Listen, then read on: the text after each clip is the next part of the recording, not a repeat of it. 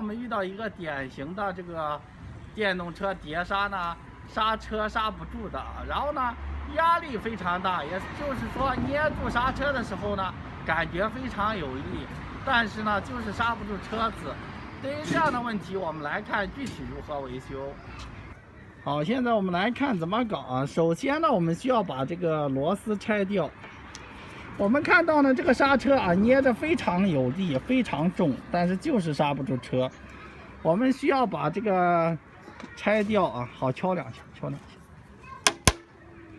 下。好，我们看到呢，这个油很脏啊，油很脏，我们需要把这个油全部放干净，然后呢，再进行调试。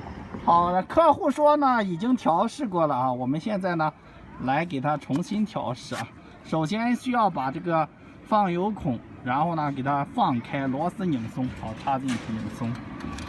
拧松以后呢，我们需要把原来的油全部放干净，放出来，加新油才可以啊，一定要放干净，因为原来的油比较脏。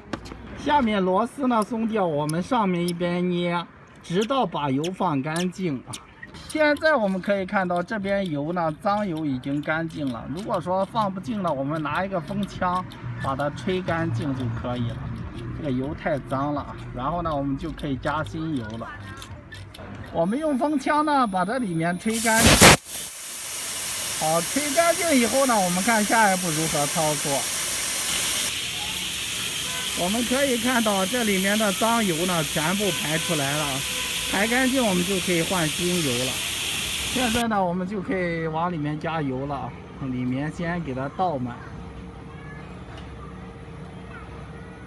好，然后呢我们一边捏一边松啊，一边捏一边松，捏的下边标油为止，或者是这边冒泡啊，这边冒泡冒一会，然后呢下边流油就可以把下泵呢给它紧上了。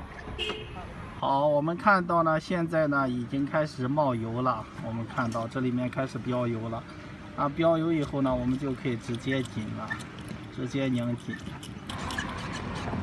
好，有时候呢可能呢下的比较慢，我们看到这边有一个油孔啊，有一个孔呢堵塞了，我们需要把它给它通开，通开以后呢它就会冒泡，冒得很顺利啊。有时候我们怎么调不好，我们需要确保这边这个孔呢是通的啊。我们看到现在冒泡呢油下的比较快了。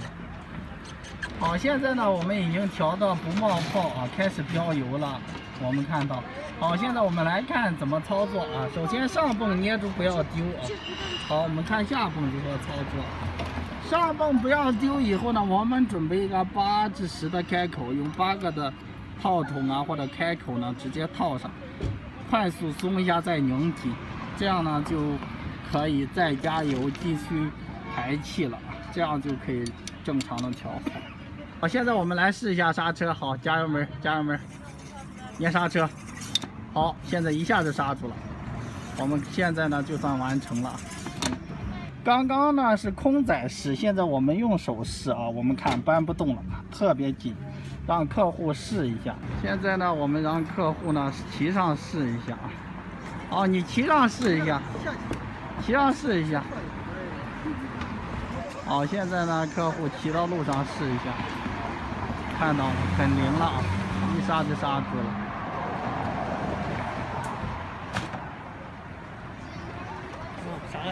可以了，可以了。